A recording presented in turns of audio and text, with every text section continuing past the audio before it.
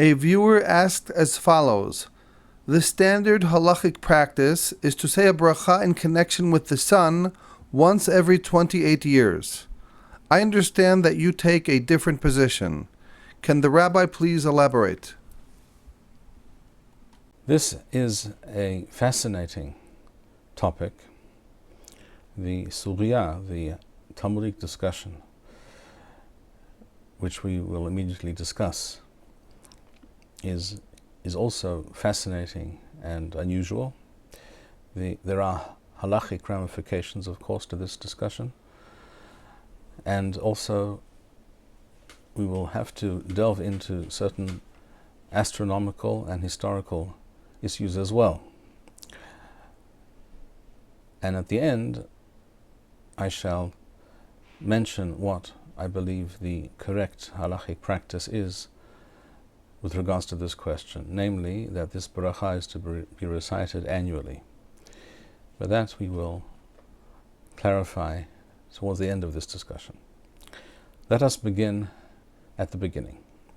We find in both Talmudim, the Bavli and the Yerushalmi, a baraitha, that is to say a Tanaic statement, which speaks about reciting a bracha upon seeing the sun bithkufatha. I quote from the Talmud Bavli, Daf Nun Tet Amud Beh 59b in Masechet Barachot, at the very top of the page. It says, Tano Rabbanan, our rabbis, our teachers, taught and stated as follows: Haro'eh hama bithkufatha. He who sees the sun, literally bithkufatha, at its appointed time or in its season or in its period. The word tekufa means period of time or season.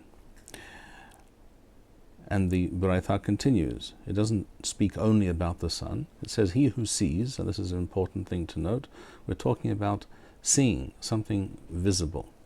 Haro'eh hama bithkufatha, levana birvuratha, or the moon when it is at its brightest or fullest. That is one interpretation, at least, of the word birvuratha, which means at its height or strength.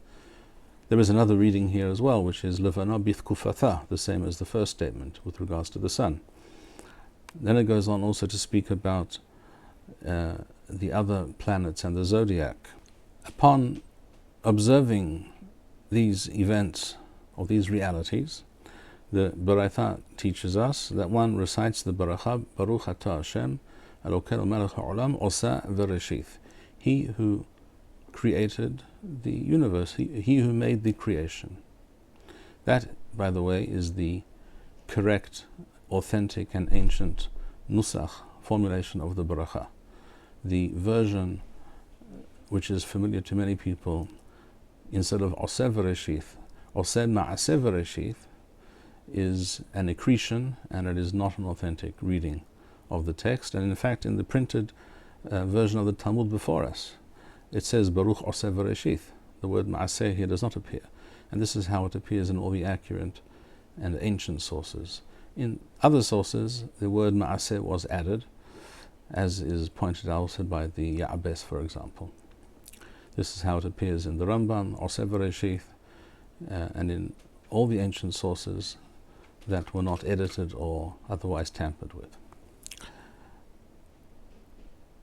Now, based on this statement of the Baraitha, you would not necessarily know when you need to recite this bracha. What exactly is the hama bithkufatha? It is not immediately apparent. In the printed Gemara before us, it goes on to say immediately, We'emath, or We'emath hawe, when is this? When are we to make this bracha on the sun? And Rashi points out that this statement refers to the opening clause of the Baraitha. Rashi says, Ahama bithkufatha ka'eh. In other words, this statement that we're about to read refers to that first reference to the sun. When is one to make this bracha? Amar Abaye, apparently the famous Amora Abaye, Kol Esrim Shanin, every 28 years. وهذا محظور ونفلا بتكوفات نيسان بشبتاي. Every 28 years, when the cycle of the sun, the solar cycle, which is a 28-year cycle, so we read here, the day of the beginning of what is called Tekufat Nisan, the beginning of the spring, which is 1/4 of the year. The year is divided into 4 Tekufot, or seasons. When this occurs every 28 years, the sun is said to be in the same position it occupied at its creation. And this is always on a Wednesday morning. So we find written here before us in the Gemara. And Rashi explains at length this calculation and the meaning of this statement. And according to this statement of the Talmud, in the name of Abaye, this is a bracha which is to be recited once every 28 years at the beginning of this solar cycle on a Wednesday morning. And this is also what we find in Rambam's Mishneh Torah, in Hilchot Berachot, Perek Yud, the 10th chapter, Halacha Yod Het, Horo'eh et ha'hama, he who observes the sun, B'yom Tekufat Nisan, on the day of the beginning of what is called Tekufat Nisan, that quarter of the year, which is the beginning of the season of spring. Shelithilat hamahazor shelishmuna v'esrim, at the beginning of the 28-year cycle.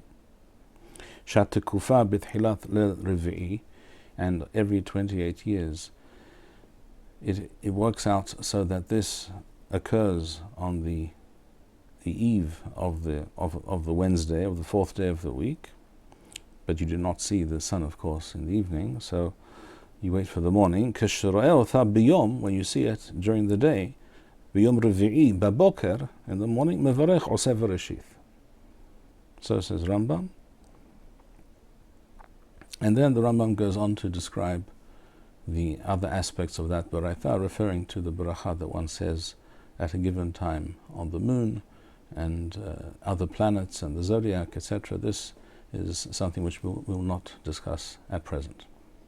So we see that Rashi and Rambam are in agreement that this bracha is to be recited only once every 28 years at the beginning of this cycle on a Wednesday morning. The Talmudic text, as we have just read it, according to Rashi's reading and Rashi's explanation, and that which we find in the Rambam, as we have just read, is the basis for the standard halachic position and practice today. And this is what we find also in the Shulchan Aruch and in the Tur, in Bar-Hayim, Siman Resh Kaf Teth 229.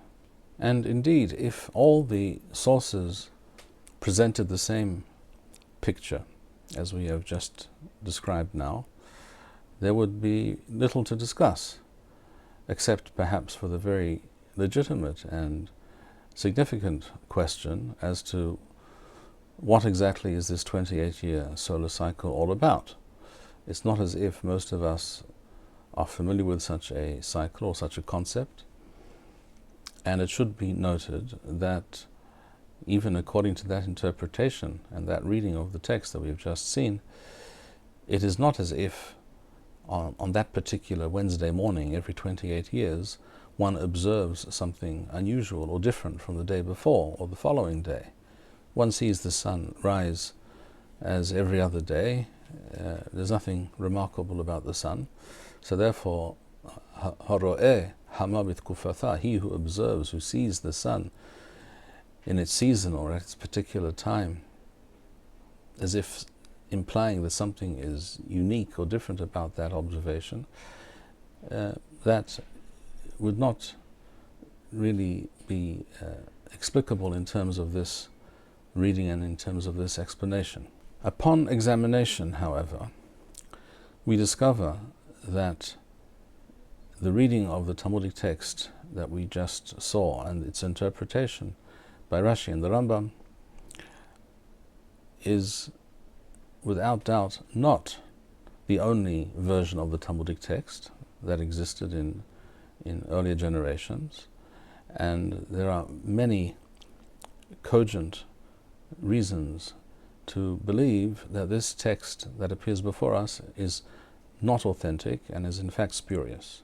If we look up under the term Hama, the sun, in the famous book called the Aruch by Rabbi Nathan Baal HaAruch of Rome, who flourished approximately 1,000 years ago, shortly before Rashi, all of whose readings, Girsaot of the Talmud and the other subject matter that he quotes, and all of his interpretations are based on the works of the Geonim who preceded him. He quotes this text from the Talmud Bavli, and he brings two possible explanations. He writes, first of all, Pirush, Hama b'tkufatha. This refers to the fact that the sun is b'thilat mahzor kafheth, the beginning of the 28-year cycle, shenoferet hat-tekufa shel Nisan, when the beginning of the tekufa, or the season of Nisan, the spring tekufa period of the year, occurs b'thilat leil daled, at the beginning of Wednesday, that is to say Wednesday evening, the night before the day of Wednesday, b'chochav Shabtai, which is connected to the planet Shabtai, that is Saturn, b'thilat b'riyatha, as it was, perhaps it should read kith hilath b'riyatha, as it was at the beginning of its creation. That is one pirush, and that pirush, of course, that interpretation is exactly the interpretation that we saw in Rashi and in the Rambam. Then he goes on to say, pirush aher, another explanation of this text, Hama b'tkufatha v'chochavim u'mazarot k'sidran b'yemot ha'geshamim ba'eth shehayu shalosha yamim me'unanim. This refers to a person who observes the luminaries and the sky in the winter months after 3 days when it has been overcast and raining, and therefore the sky and the sun were not seen. V'lo nir'et hama bahen, the sun was not seen, v'lo chochavim, and not the other planets. Otha ha'eth, and the moon, as we saw, the Beratha refers to the moon as well. Sarichim levarech alehen ba'eth yithra'u, when one is able to observe them, one recites this bracha, v'zulathi zot ha'eth lo, but not at any other time. And the Aruch also goes on to quote the Yerushalmi in Masechet Berachot, which is in Perek Tet Halacha Beth, chapter 9, Halacha 2, where this Baraitha also appears. And there is also a statement which refers to this being the case with regards to the winter months after 3 days when the sky was not visible. But this discussion and this statement in the Yerushalmi requires further explication, and we will discuss that later. We must at this point note that the Talmudic text before us is made up of two components. The first component, of course, is the Tanaic statement, the Baraitha, which refers to the Hama b'tkufatha, and the Levana, the sun, and the moon, the sun in its period and the moon at its time, or b'gvuratha, at its strength, at its height, depending on the reading.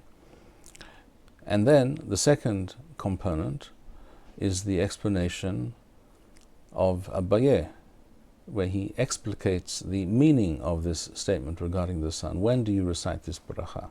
And he says this refers to a bracha recited once every 28 years at the beginning of this solar cycle on a Wednesday morning. When we read the words of the Aruch and we see that he quotes two interpretations regarding this statement of the Baraitha, the first of these interpretations is identical with that of Rashi and the Rambam, as we have seen, but the second is very different. The second interpretation is that this bracha regarding seeing the sun, b'tkufatha, refers to a time that occurs every so often in the winter months, in Eretz Yisrael at least, when the rainy season is only during the 4 or 5 winter months, essentially. During that time, there it can happen that there are a few days where it is overcast and rainy and one does not see the sun. If 3 days passed in such a fashion and then one sees the sun in all its glory, and this is something that one would note, and one would be impressed with the majesty and the splendor and the power of the sun after having not seen it for a number of days. At that point one recites this bracha. That is the second interpretation. If the Aruch brings two possible interpretations with regards to the statement of the Baraita, one identical to that of Rashi and Rambam, and another completely different, unrelated, and not mentioned in the Talmudic text before us, we must conclude that before the Aruch, this reading did not exist. The statement attributed to Abaye, one would assume, if one reads the statement in the Gemara attributed to Abaye, this refers to the famous Amora Abaye, who needs no introduction. But it appears that this is not so. The Aruch, at least, did not have this statement in the Talmud. If he had this statement attributed to Abaye in the Talmud before him, he would not suggest two different and apparently equally legitimate or reasonable explanations, because Abaye explained it, and that explanation is the first and not the second. So why would he bring two? Therefore, clearly the Aruch did not have this reading before him. And this is an inescapable conclusion, which is also pointed out by Hagon Rabbeinu Akiva Eger in his Gilion Hashas, in his notes on the side of the page, printed in all modern versions of the Talmud, where he writes as follows: Ba'aruch erech hama lo haya lo hagirusa we'emath hawe amar Abaye. The Aruch clearly did not have this girusa, says Rabbi Akiva Eger. And then he says, and you should see over there in the Aruch for the two interpretations that he does quote.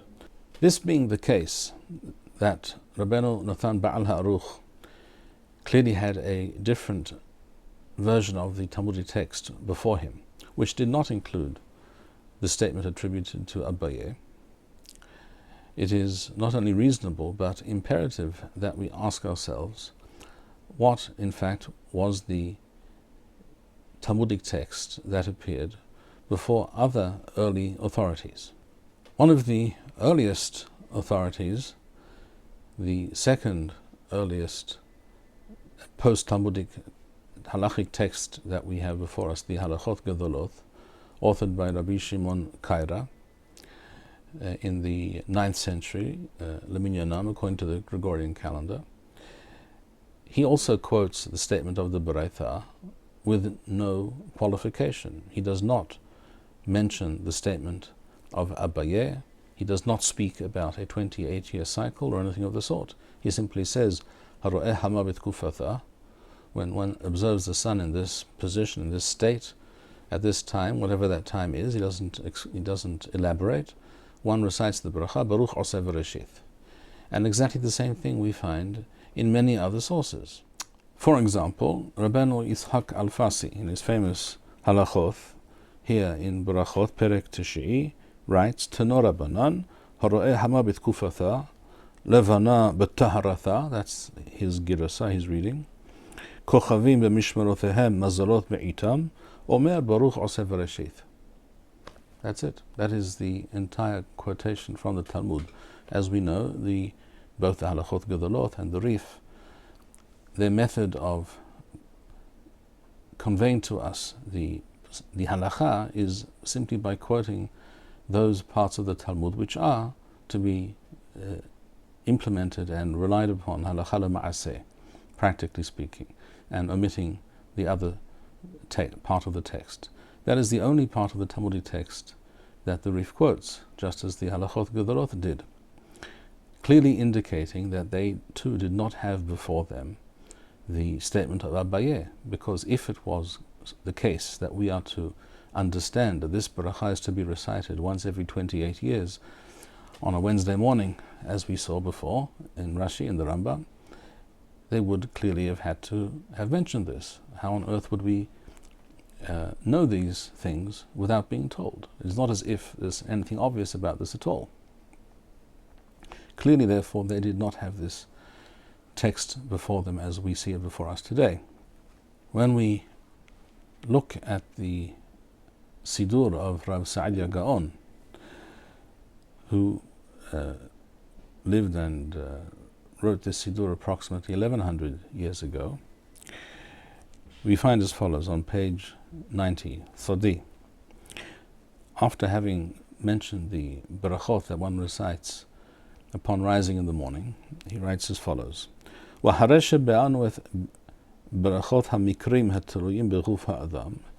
mentioned the various barachot that one recites in connection with the various experiences and actions that a person performs regarding himself,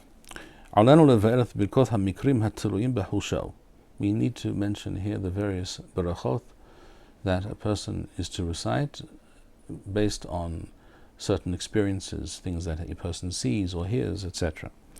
And he begins with the first category. He says the first sug harishon, mehem hadvarim hanir'im, the things that one observes that require a bracha. And he says, for example, there are the things that are connected to the heavens, such as thunder and lightning and comets and earthquakes, these things to do with events on the earth that we see or that we experience.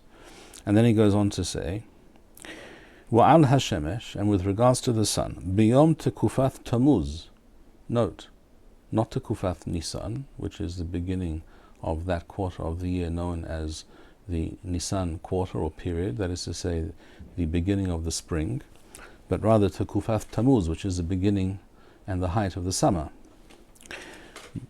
Wa'al hashemesh biyom tekufat tamuz mevarechim gam ken oseh v'reshith. We, as we do with regards to some of the other phenomena mentioned earlier, such as lightning and thunder, where we also recite the bracha Baruch oseh v'reshith, he says here too we recite the bracha Baruch oseh v'reshith.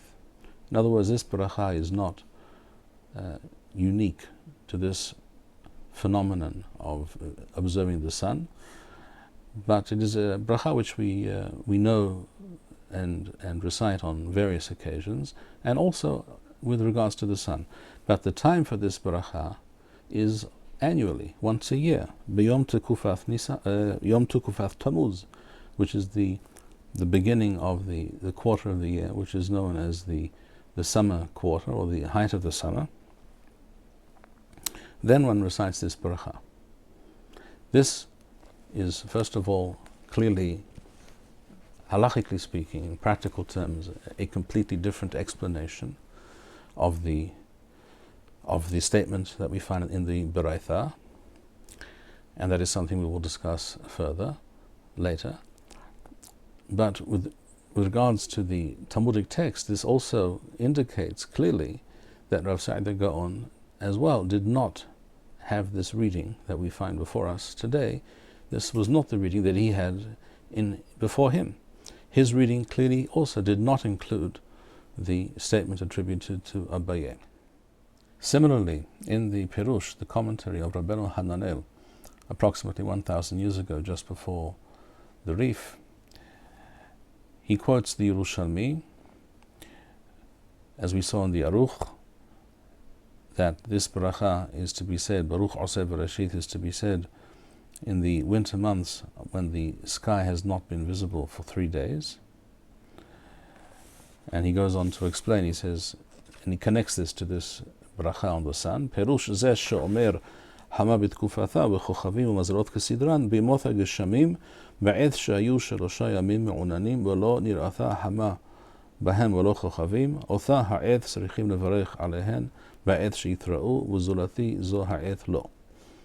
This is exactly the same statement as we find in the Aruch.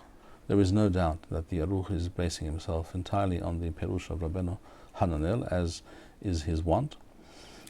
This is one Perush quoted by both the Aruch and we see here Rabbeinu Hananel, that this bracha is to be recited in the winter months after the sky has been overcast for 3 days, and then one sees the beautiful, majestic, glorious, shining sun in front of one's eyes. One recites this bracha. That is one Perush. The other Perush that Rabbeinu Hananel quotes, exactly again like the Aruch, He says, Yesh Misha Omer, there are those, or there is someone who explains, referring to the beginning of the 28-year cycle. Again, these two perushim, these two explanations, as we saw in the Aruch, taken from Rabbeinu Hananel, as we see here, again proving conclusively that Rabbeinu Hananel did not have this reading of the Talmud before him. We find in a number of other Rishonim as well that this statement of the Baraita is quoted without any further comment. The statement of Abaye, the concept of a 28-year cycle, this is entirely absent from their quote of this halakha. So we find in Sefer HaIshkol, in the Ra'avya, the Rokeach, and the Nimukei Yosef.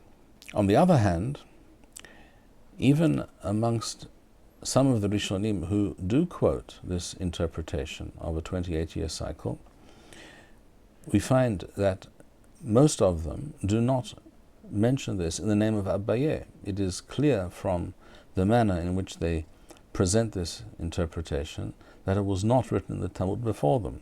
This is how we are to understand the text of Rabbeinu Yonah and the Rosh, Rabbeinu Yeruham, the Meiri, the Ramban, Ritba, Ra'ah, the Michtam, the Rivan, Hashlama, Abu Darham. And in the case of Rabbeinu Manoach, for example, he quotes this interpretation in the name of Rashi and the Rambam. Doesn't state that this is what he had in front of him in the Talmud. And in the case of the Meiri and Rabbeinu Manoach, who do mention this interpretation, they also mention other interpretations which have nothing to do with the notion of a 28-year cycle. All of these facts indicate clearly that the correct, authentic reading of the Talmud did not include this statement attributed to Abaye. We also find that the interpretation of Rav Saadia Gaon, that this bracha is to be recited b'yom tekufat Tammuz, at the beginning of the summer period, at the time of the summer solstice. This is quoted by Rabbeinu Bar-Hayim in his Perush on the Torah, in Sefer Bereshit Perek Aleph, Pasuk Yud Daled 1:14, the book of Genesis, and he mentions it in such a fashion which indicates that this was the well-known and accepted practice in his time. From all of these facts, we can conclude the following.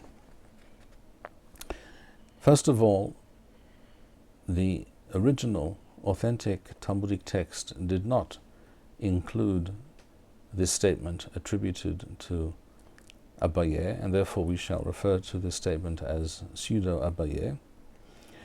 And second of all, it cannot be assumed, and we have some indications, a number of indications to the opposite effect, that it was certainly not the universal practice of Jews in earlier times to recite this bracha once every 28 years.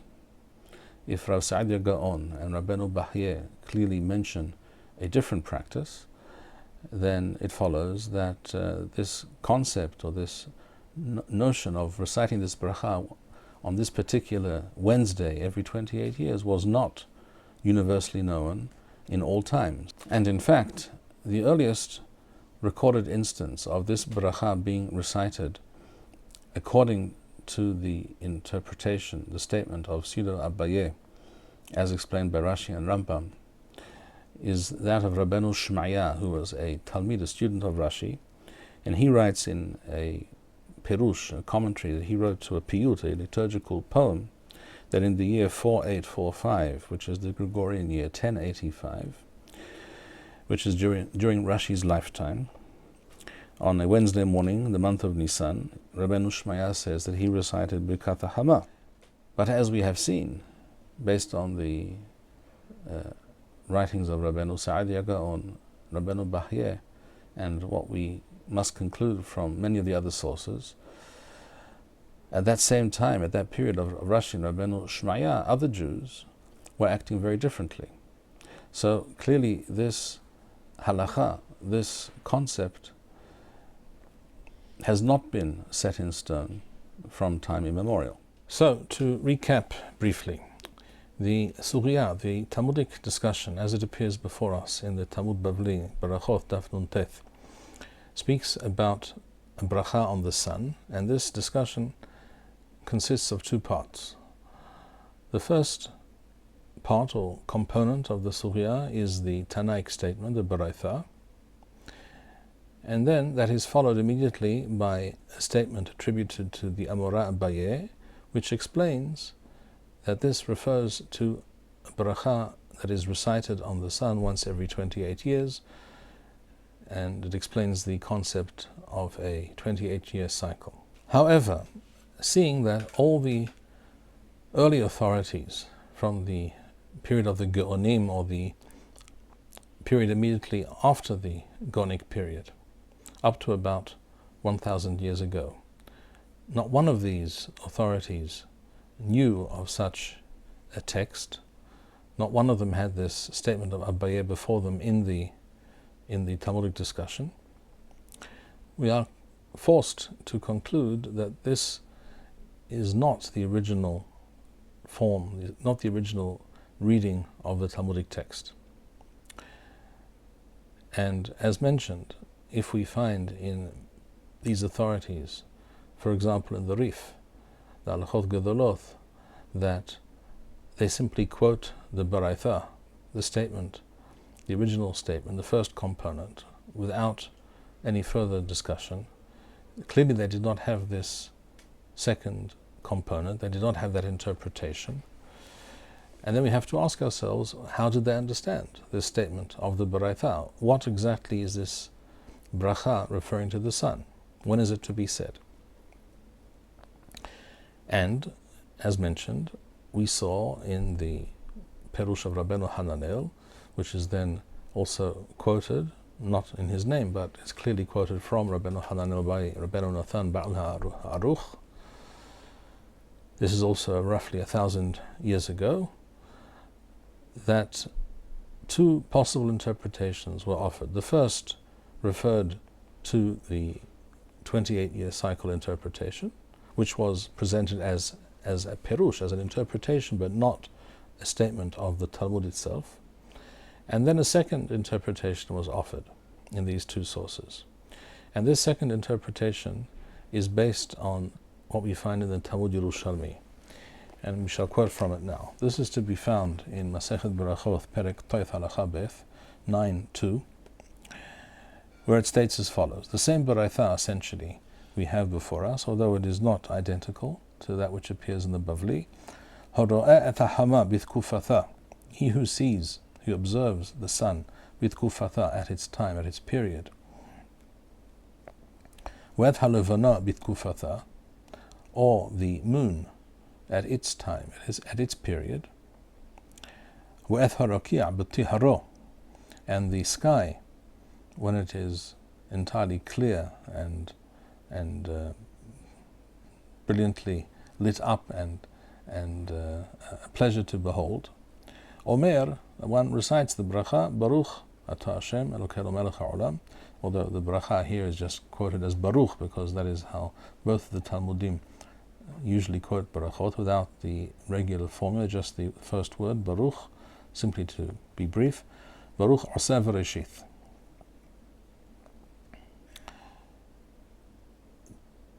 With regards to the moon, Halevana B'Tkufatha, we know from other sources, we won't go into this here, but we know from other sources that this refers to a person who sees the full moon when it is entirely clear and bright and very impressive looking. Then one recites this baracha. So if one happens to notice the moon on that night, the middle of the lunar and the Hebrew month, one recites this baracha. The same applies to seeing the sky in all its splendor. And when is this? And the Talmud Yerushalmi goes on to explain. Amar Rabbi Huna, Hadad de Themar, this statement about the sky, making a bracha about seeing the sky when it is entirely clear, without clouds, without any obstruction, when it is bright and splendorous. Hadad de Themar, this refers to the following: B'yemot hageshamim, in the winter months, when it is frequently overcast, rainy, etc., and therefore sometimes even for a number of days one does not see the sky in that state. B'yemot hageshamim bilevad, only at that time, lahar shelosha yamim, after 3 days. The simple meaning of this statement is that this, Rabbi Huna explains, this baracha with regards to seeing the clear, blue, brilliant sky is to be said in the winter months, after a number of days when the sky was not clearly visible, when it was not clear, and one did not observe this beautiful spectacle, and then one does all of a sudden after a number of days of overcast and rainy weather, and one should be duly impressed and full of wonderment at the glory of this splendorous sight, and one should recite the bracha Oseh V'Reshit. Hadahi dichtiv, and this is as it is written, or this one can quote the following pasuk with regards to this, which is a pasuk in Iyov, Book of Job, Perek Lamed Zayin, pasuk Kaf Aleph 37:21. Wa'ata lo ra'u or, and now they have not seen light or clear sky. Bahir hu basha hakim, it is clear in the sky. W'ruach avra wa tataharim, the wind has come and cleared up the sky. In other words, the pasuk here is referring to an overcast and not very impressive looking sky, shall we say, not something that one would look at in wonderment or with any pleasure, particular pleasure at the wondrous color of the sky and the clear day that he is experiencing.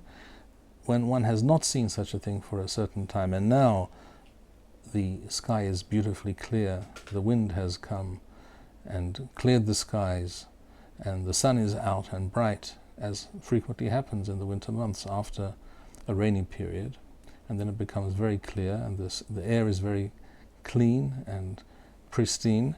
Upon seeing such a thing, one says the bracha. This is what Rabbi Huna is referring to.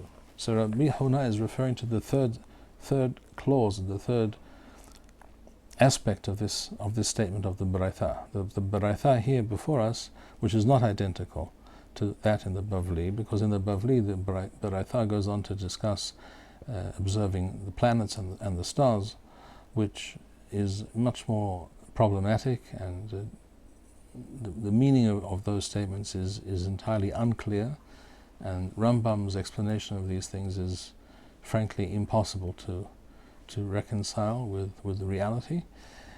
So these things we shall leave aside. This is what we find in the Talmud Bavli, this Baraitha, in the Bavli's version of this Baraitha. In the Talmud Yerushalmi we find only 3 things: the sun, the Hama, Levana, the moon, and the Rakia, the sky. Rabbi Huna's explanation, the simple meaning of what we see here, is that it refers to the clear sky. When does one recite a bracha on the beautiful, clear and wondrous sky that one observes? This refers to the winter when the sky has not been visible, and now it is. And it is beautifully clear and something to marvel at. But it has nothing to do with the question of a bracha on the sun.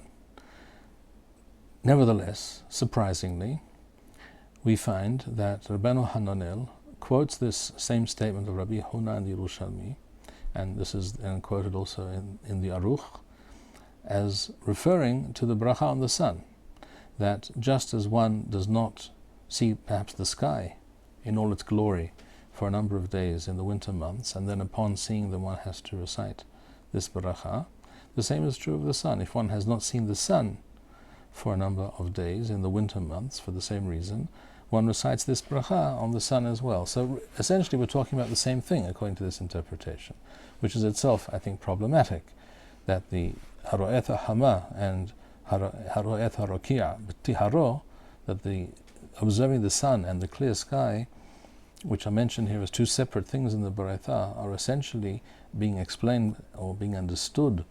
The explanation of Rabbi Huna is being understood by Rabbeinu Hananel and the Aruch as referring to these two things together.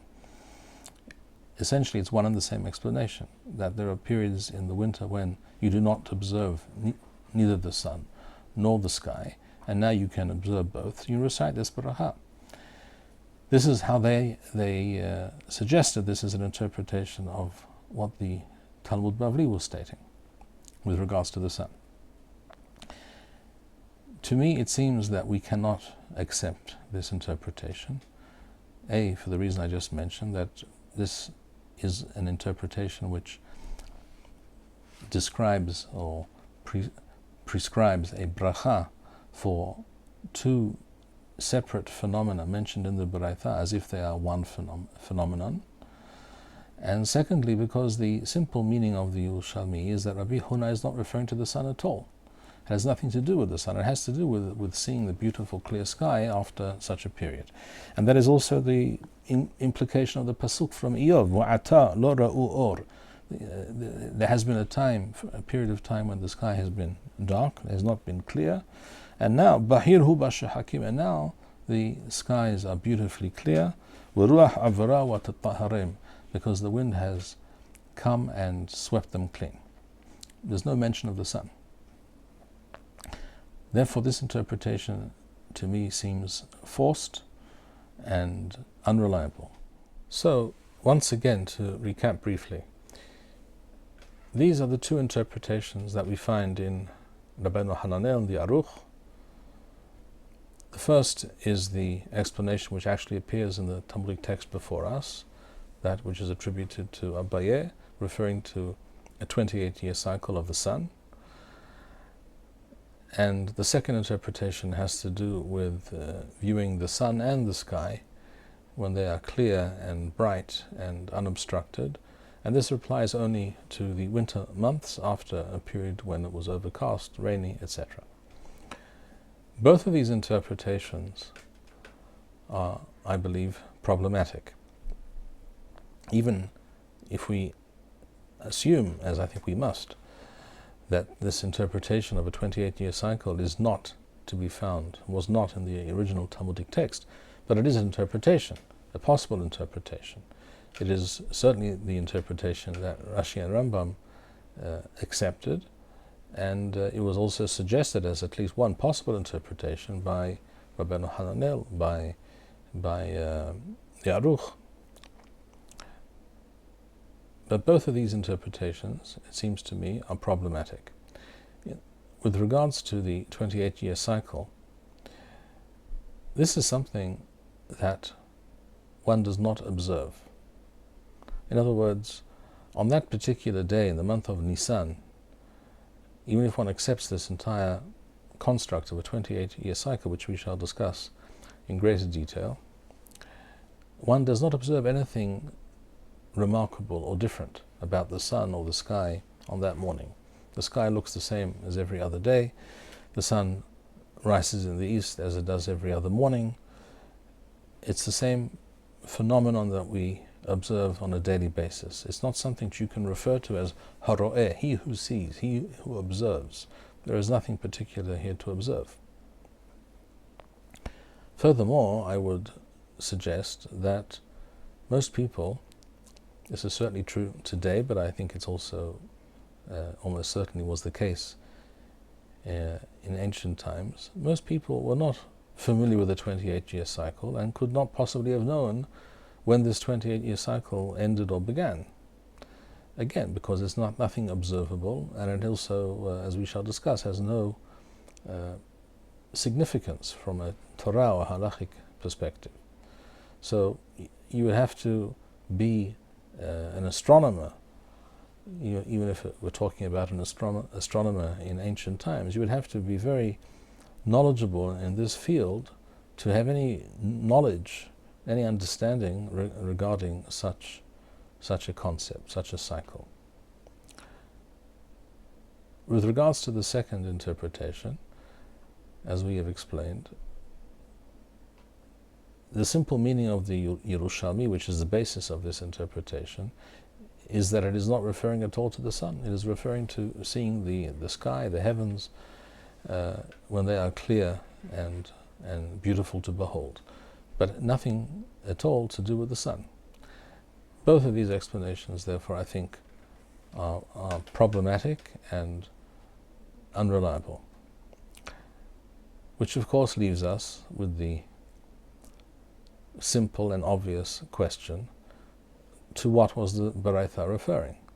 If we have a Baraitha, which we do, in both Talmudim, true, they're not identical, but they both refer to a bracha on the sun, and also a bracha with, on the sky, on the clear skies, Rakia b'tihara, or Rakia b'taharatha, or Hashamayim b'taharatham, something like that. We have to understand what is being referred to. With regards to the levana b'taharatha or b'tkufatha, we understand that it's referring to observing the full moon, which is, on some occasions more than others, very impressive, and it's a wondrous thing to behold. Sometimes, at certain periods, the distance between the moon and the earth is less than at other times, and therefore at such a time the moon seems to us a little bit larger.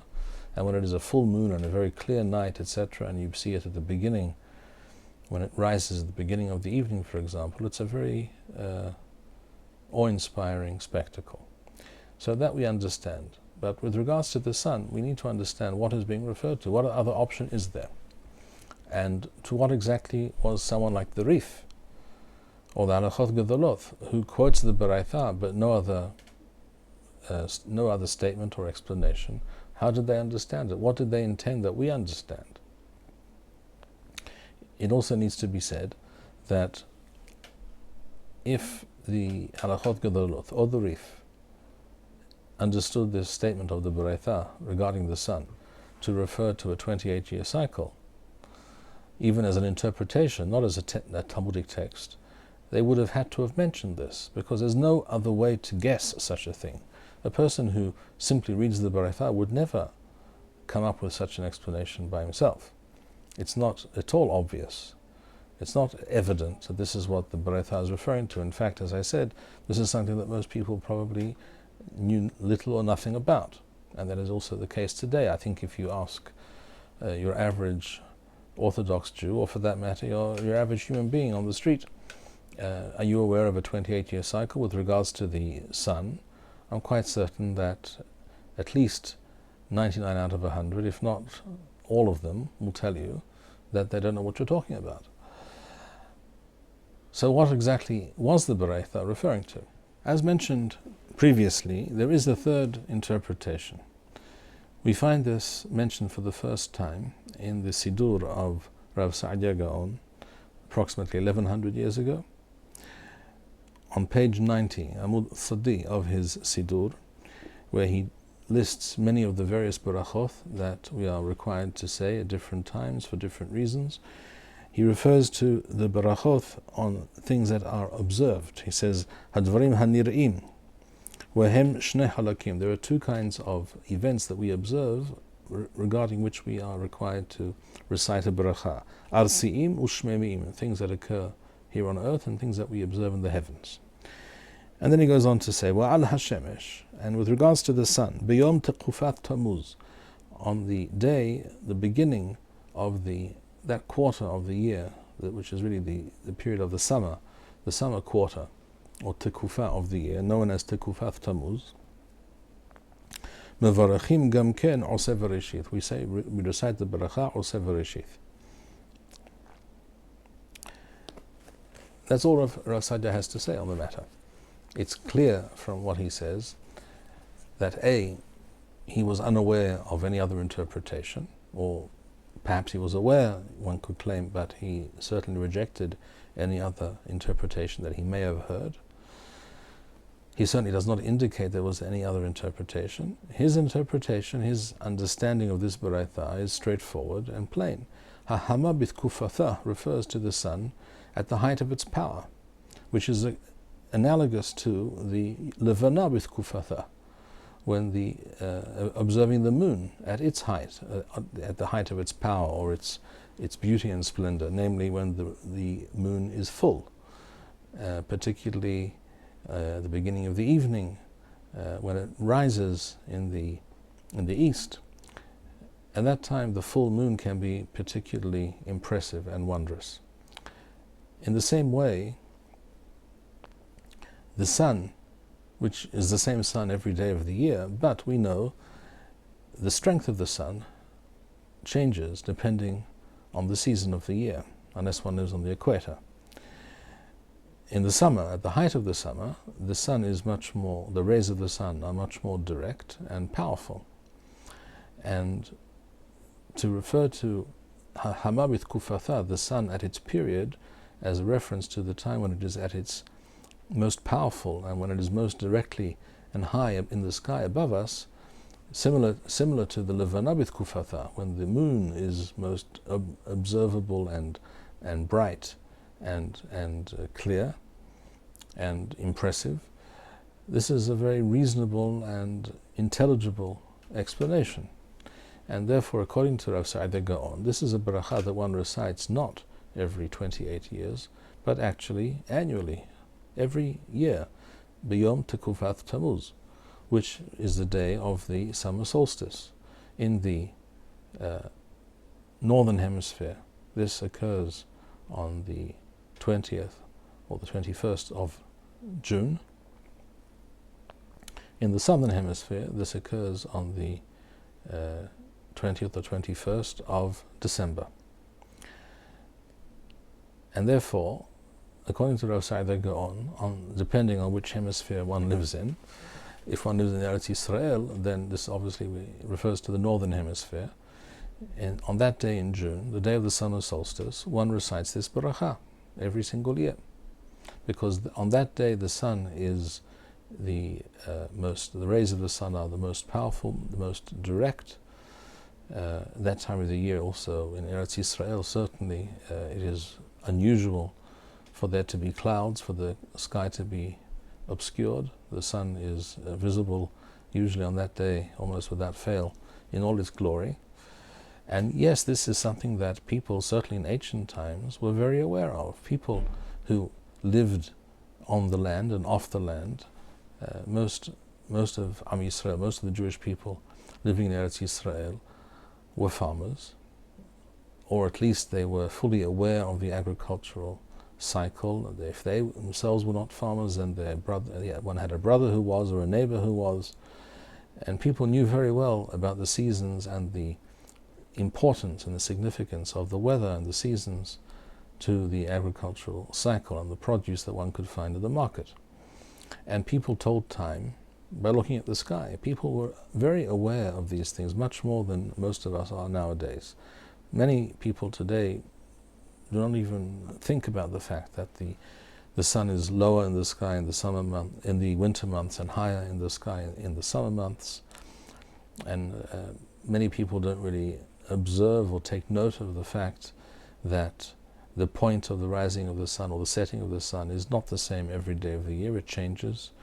And at that time, the summer solstice, the sun rises as far to the north as it will do. That is the extent of its travel to the north, northward of due east, and then it begins to move back in the opposite direction towards due east, and then eventually in the winter months it rises south of due east. The sun is always there, but it does not appear every day in a constant and repetitive manner. If one is observant and lives by these things, one takes note.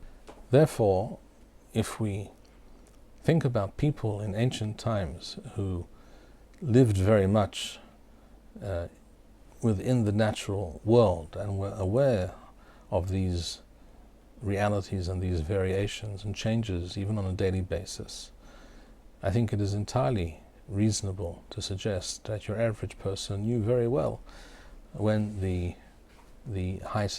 sun reaches its highest point, at what point in the year, and these were things that people were fully aware of. Not only does Rav Sa'id Gaon mention this interpretation, It is also mentioned in passing by Rabbeinu Bar-Hayim a few centuries later in Spain, in his Perush, his commentary on the Torah,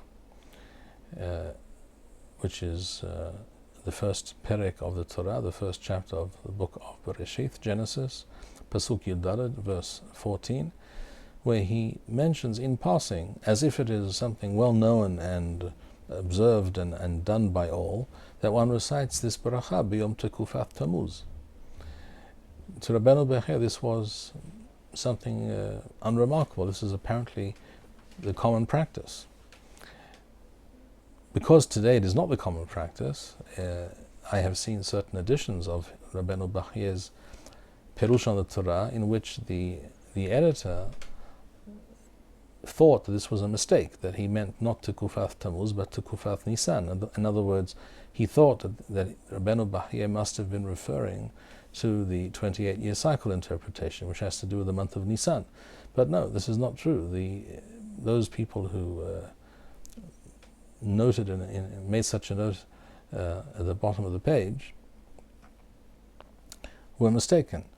Rabbeinu Bar-Hayim says plainly, and this is also how it appears in the first printing of Rabbeinu Bar-Hayim's commentary, that he's referring to Yom Tekufat Tammuz, which is exactly the interpretation of Rabbeinu Saadia Gaon, proving that there were definitely parts of the world and communities and entire countries, one imagines, where this is what Jews were doing, and not reciting the bracha based on a 28-year cycle interpretation. To my mind, this is the only possible interpretation regarding the intention, the meaning of the Baraita, and to me it seems clear that this is how we should act halakha ma'aseh, practically speaking, to recite this bracha on the day of the summer solstice. This year, for example, Tafshin Pei 2020 Leminyanam, the solstice actually took place at night, on the night between the 20th and the 21st of June, and therefore in such a case one should wait till the morning. One sees the sun in the morning and recites the bracha then. I'm also not convinced, I should add, that one cannot say the bracha one day before or one day after this event, because the difference from one day to the next is very minimal, and the idea is to recite a bracha of praise to Hashem, who created these orbs, these luminaries, at that time when that particular heavenly body is observable, and we take notice of it more, in a more particular manner than on other days, and therefore around the time of that summer solstice, it's quite possible, it seems to me, that we can recite the bracha a day before or a day after as well. This, I think, is the correct interpretation of this baraita. And it is very possible, and I would say even probable, that Rabbeinu Saadia Gaon did not invent this interpretation, but rather that he received it. This was the received interpretation, the tradition that he received. It further seems very likely to me that this was the intention also of the halachot gedolot, of the Rif, who quote this bracha and the baraita without any further statement or qualification. It seems to me that this is what they had in mind. This is more than likely the interpretation they had in mind regarding this bracha. And if this is so, then this was in fact the view of quite a number of ancient authorities.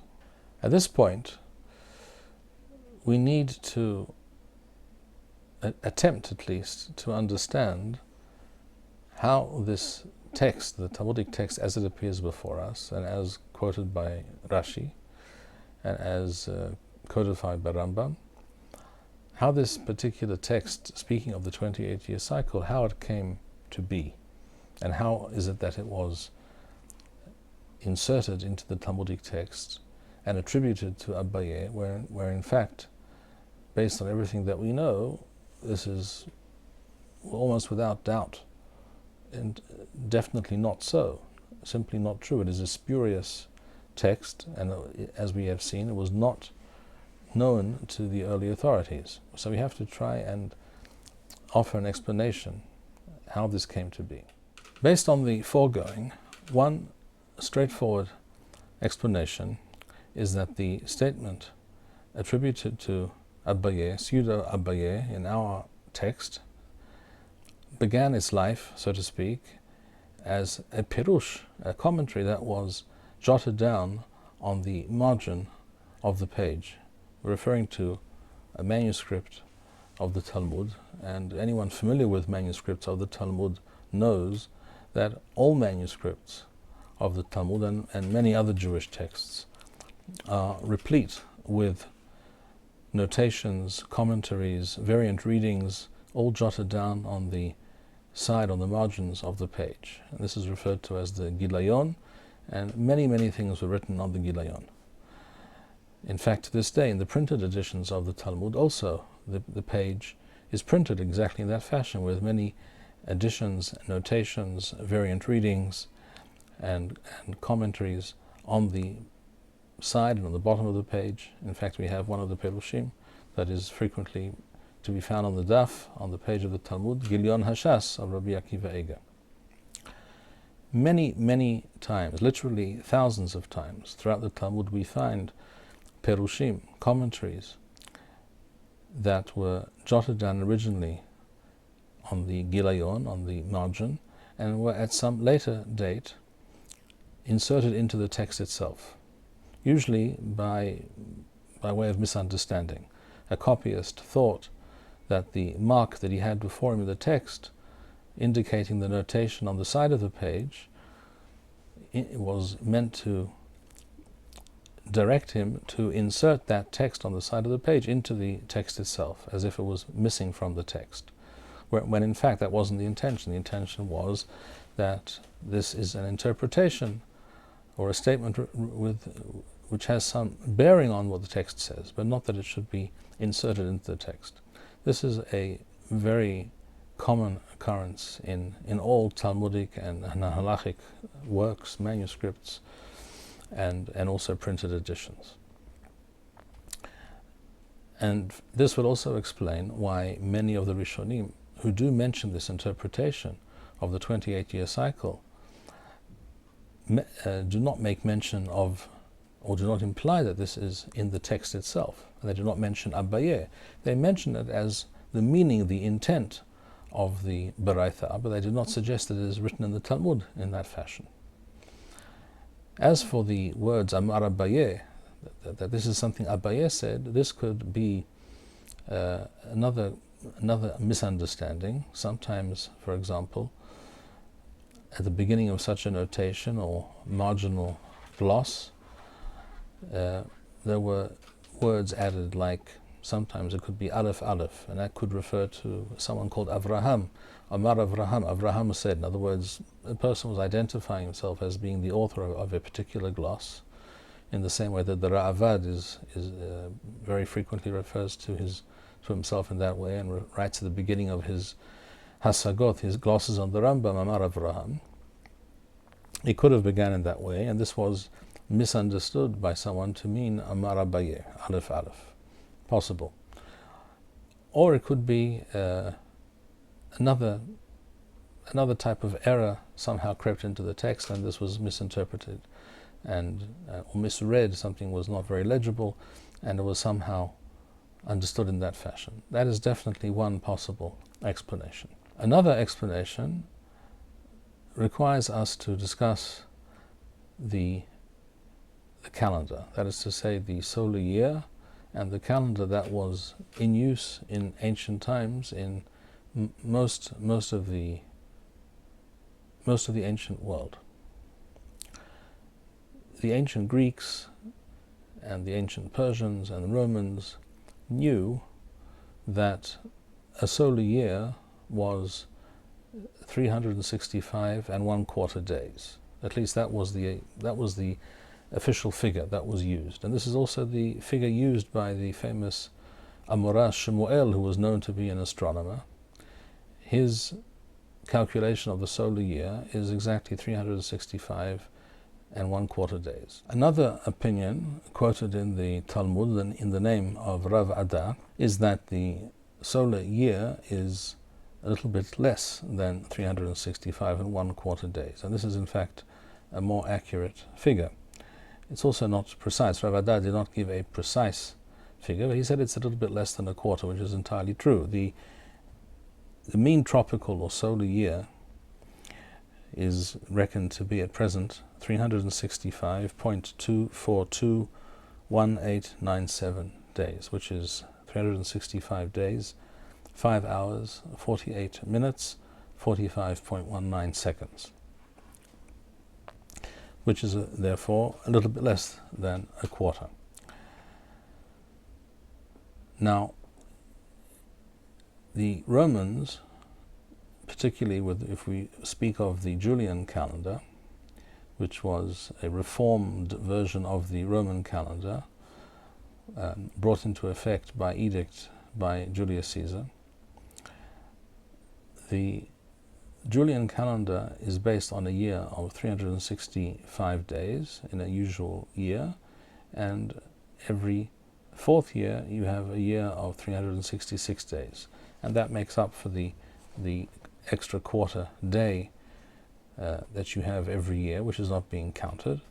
You cannot have a quarter day in a calendar, and therefore the quarter day was made up for by adding an extra day every fourth year.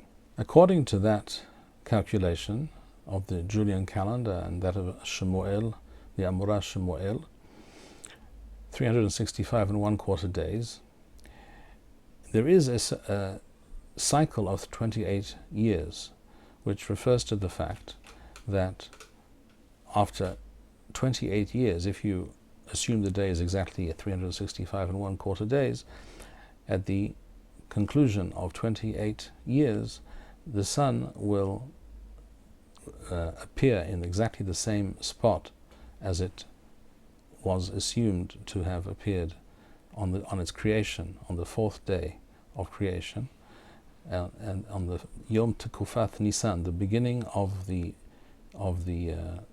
spring season of the year, the spring quarter of the year, which is the day of the vernal equinox, which according to the Gregorian calendar is the 21st of March in the northern hemisphere. In other words, the day when the day and the night are equal in length. There is a certain shift from year to year based on that calculation of 365 and 1/4 days, because it is imprecise. But every 28 years, that is the assumption, the sun will be in exactly the same position, and will that vernal equinox will occur on the first day. The day of Tekufat Nisan will occur again on a Wednesday, the day of its creation. So, in order for this event to take place on the same day and of the week, and the same day in terms of the Tekufah, in other words, the day of the vernal equinox, we have to wait for this to coincide. We have to wait 28 years. Is this a very significant date or occurrence in halachic terms? The answer is no, but it is a fact that according to that calculation, there is a certain cycle every 28 years. And this was one interpretation that was offered to explain the meaning of the Bereitha. However, precisely because there is no significance in Torah terms to this 28-year cycle, which is essentially not mentioned by Chazal. It is true that such a cycle is mentioned in Pirkei Rabbi Eliezer in the 6th chapter, but that itself does not prove very much. Pirkei Rabbi Eliezer is a latter-day midrash. That is to say, it certainly includes, at the very least one has to understand that it includes material that was written at the earliest in the 7th century, according to the Christian calendar, because it refers to the Arab conquest of Eretz Israel. There are other, obviously later and dubious statements in that work, in various parts of that work, and therefore it is not a very reliable source for many things that one finds there.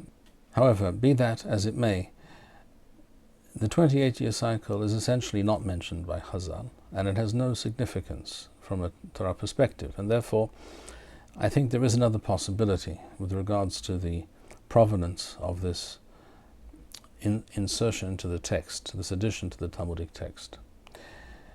We know that in the Second Temple period, Zman Beit Sheni, there were various Jewish sects who did not accept the authority and the halachic principles and decrees of Chazal. And we know that a number of these sects very specifically and deliberately differed with Chazal with regards to the calendar. The Jewish calendar is a lunar calendar based on 12 lunar months, which comes to 354 days, about 11 days short of a solar year, and therefore such a year has to be kept apace with the solar year if one doesn't want the seasons to wander throughout the calendar year. One has to make adjustments by way of an intercalated month every so often. This is the Jewish calendar as we have it. But there were sects that claimed, as we find described in detail in the first book of Hanoch, the apocryphal book of Hanoch, Enoch, and the apocryphal book of the Yovelim, the Jubilees.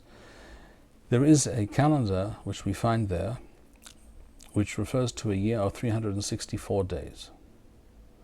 Such a calendar, by the way, is also mentioned in some of the manuscripts and fragments of manuscripts that were found at Qumran. In other words, the Qumran sect was at least, or part of that group was at least aware of such a calendar as well. Whether they actually used such a calendar, is unclear. There are many things regarding the Qumran sect which are unclear. But amongst the writings that were found hidden in those caves are texts which refer to such a calendar of 364 days. Why 364 days? This is a good question. There is some reason to believe that in earlier times the solar year was in fact shorter than it is at the present time. That it was 364 days, and some claim that at some point it was even 360 days. These are very interesting but extraneous discussions. This sectarian calendar, based on the solar year of 364 days, was divided into 4 equal quarters of 91 days. As we shall see, this sectarian calendar is based on time periods which are divisible by 7, by the number 7 or the number 4. The first day of each quarter was designated a Yom Zikaron, which reminds us of the term that we find regarding Rosh Hashanah, which is the beginning of Tekufat Tishrei, the beginning of the Jewish year. But they referred to the beginning of each of these 4 quarters of the year, these 4 Tekufot, as Yom Zikaron. Each of these quarters, or Tekufot, began on a Wednesday, beginning with the first quarter of the year, which was the day of the vernal equinox, the day of the day, and where the day and the night are equal in length. That is the first day of what we call Tekufat Nisan in the Hebrew calendar. This was the first day, which was always again a Wednesday, of the first quarter of this in the year of this calendar. The second quarter began also, of course, on a Wednesday, on the first day of the 4th month, I should say, Tammuz, which by no accident is the day of the summer solstice. when the sun is at its highest point in the sky, where the day is the longest day of the year, which is June 21st according to the Gregorian calendar. The third quarter began, of course, also on a Wednesday, which was the day of the autumnal equinox, the first day of the 7th month, Tishrei, and the fourth quarter began on a Wednesday of the 10th month of Tevet, which is the day of the winter solstice, the shortest day of the year. In other words, these 4 quarters correspond precisely to the 4 seasons of the year. These 4 quarters corresponded, it will be noted, to the 4 seasons of the year. Each of these quarters, as we said, 91 days, consisted of 3 months of 30 days, which is 90 days, and the first day of the first month was always, of course, a Wednesday, and the last day of the third month was a Monday. And at this point, a 31st day, a Tuesday, which was referred to as Yom Parua, which we could probably translate as the deficient day, was intercalated but did not count as part of any month of the year. In other words, it was a day unto itself. And that was the end of 1 quarter, 91 days. And so it was with the other quarters, the other 3 quarters, which gives us a total of 364 days.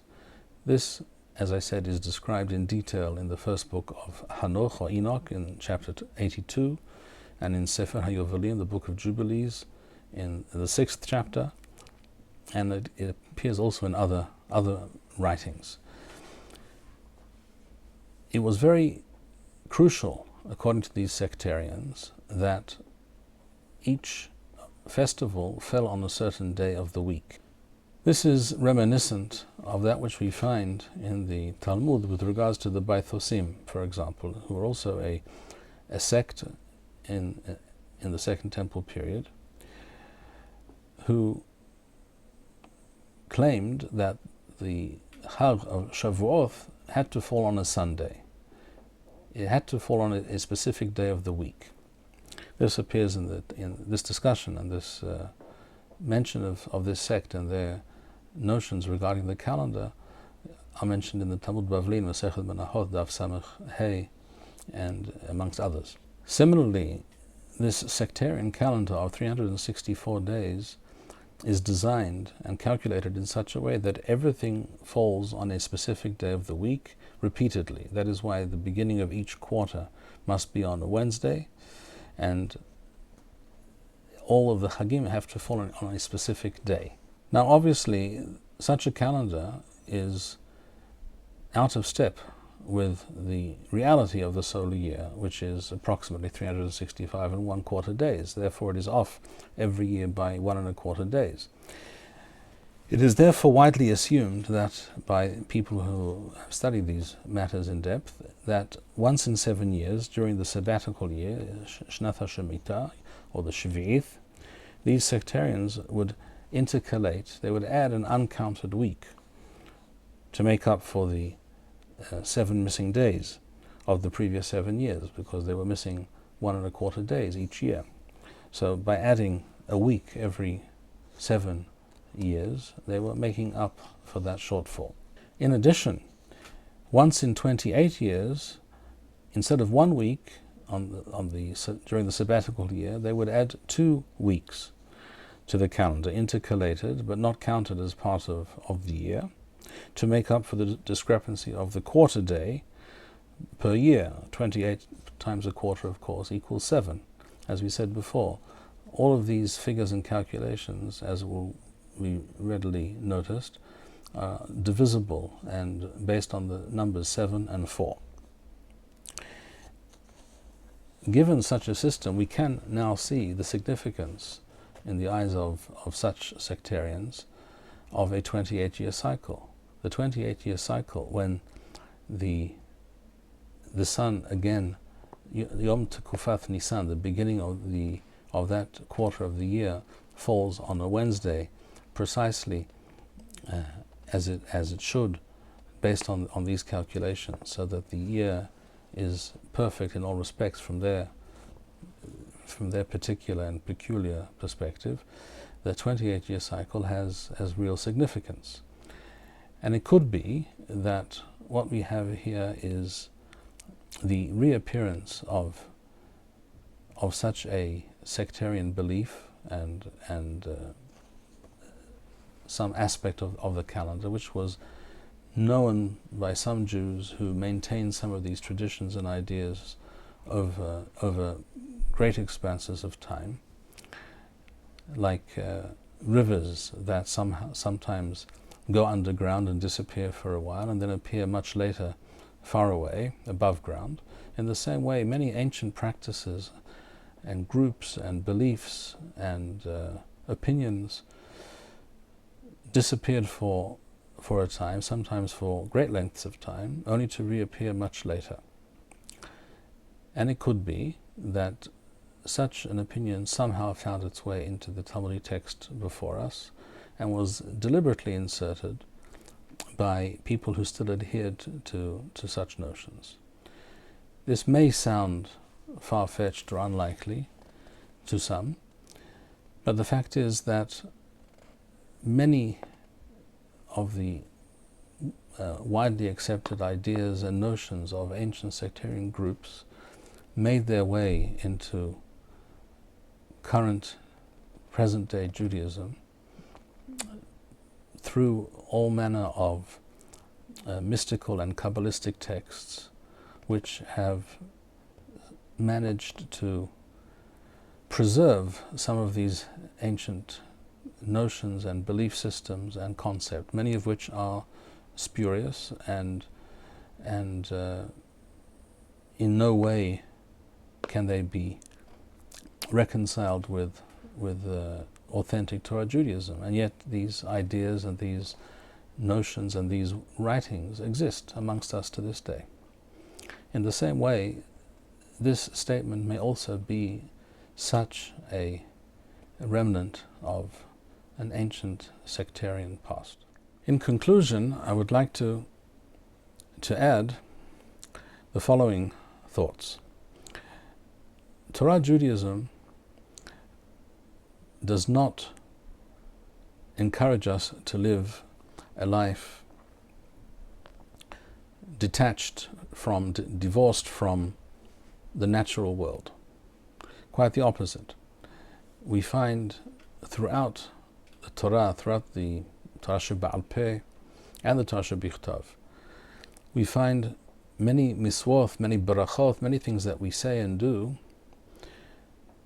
are all about being aware of our surroundings, being aware of the created world around us, and appreciating the various aspects of that world, and allowing ourselves to be impressed and to gaze with wonderment at the various realities that we see around us. For example, a person who does not live by the seaside and goes to the coast in Eretz Yisrael and sees the Mediterranean Sea, the Yom HaGadol, recites a bracha, Baruch Atah Hashem, etc., She'asar et HaYom HaGadol.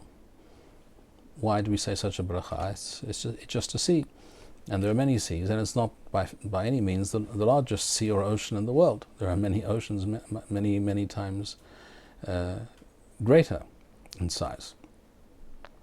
But the fact is that a human being coming face to face with a sea or with an ocean is, and should be certainly, impressed and stare and admire such a beautiful, wondrous sight. Such a sight should imbue us with a sense of wonderment and appreciation of the Bria and of Hashem, the Creator, and therefore we recite a bracha of praise. Not that the sea has done anything for us, not that we have gained any benefit from it at this moment necessarily, but simply because of the fact that it's awe-inspiring. The same is true as we find in the Mishnah, Masechet Brachot. He who sees a beautiful mountain range, Haro'eth HaGeva'oth, or great rivers, etc., also recites a bracha. And the bracha of Oseh V'Reshith, mentioned in the Baraita with regards to observing the sun or the moon or a beautifully clear sky, these are also sights that a human being becomes aware of on certain occasions. It's true, we see the sun every day, but for example, at the height of its power, when it's the most majestic and its rays are the most direct and powerful, that is a day where we perhaps take notice of the sun more than usual, and we should take notice of the sun more than usual. The same is true, as we explained, about observing a beautiful full moon. And the same is true about seeing the sky, a clear, beautifully blue, impressive sky, after having not seen such a sky perhaps for some days, as we mentioned earlier, based on what it says in the Talmudic, about seeing the sky after a period of rain and the sky being overcast. The purpose of such barachot is to encourage us to be aware of the creation around us, to imbibe its majesty, its glory, its beauty, to appreciate these aspects of nature simply by viewing them, by observing them, not because we have benefited or gained anything at that moment, simply by the fact of observation and appreciating these wondrous aspects of the Bria, which should remind us of He who created this Bria, this creation, in which we find ourselves, where we are able to observe such wonderful and beautiful realities. That is the underlying and crucial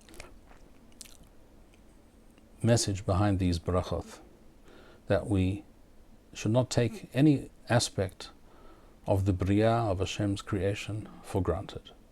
And by reciting these brachot at the right time, on the proper event, or the observing a certain reality, we are in fact engaging in a form of avodat Hashem. As Rambam writes in the 4th perek of Hilchot Yesodei Torah, that by observing the works of Hashem in all its manifestations, Rambam writes in Halacha Yod Bet, when a person is mithbonen bidvarim elu, when he takes note of these things, umakir kol haberuim, and is aware and appreciates various aspects of Hashem's created world, all the various forms of life and the beautiful vistas and realities that we perceive and observe, and a person begins to appreciate Hashem's wisdom and power in all aspects of his creation. Mosif ahava makom, a person should immediately feel a welling up of love for Hashem. With isman nafsho uyichma b'saro, a person will not only feel a welling up of love, but will also be inspired and will feel also a sense of awe and of yirat shamayim, of true humility in standing before Hashem, observing these wondrous things that we see all around us, in fact almost every day. For this reason, Hazal taught us and instructed us to recite various brachot for various aspects of Hashem's creation. And therefore we should be aware and study these brachot that Chazal enacted, and know when to recite them and for what reason at the right time. And as Rambam writes at the end of Hilchot Barachot, Le'olam yizaher adam mi baracha she'ena tzaricha, a person should, on the one hand, be careful not to recite a baracha improperly when there's no reason to do so. Ve'yarbeh b'barachot hasarichot, but should definitely recite all the brachot that he is required to recite, as Chazal have taught us. Thank you, Rabbi Bar-Hayim. We would like to encourage our viewers to share these videos with friends and send in your responses. We would also like to suggest the following opportunity to our viewers. If you identify with Rabbi Bar-Hayim's message and would like to sponsor or dedicate a video interview with the rabbi in honor or memory of a loved one, if you would like to obtain Birkon Nusach Eretz Yisrael or invite the rabbi for a speaking engagement, please email us at office@machonshilo.org.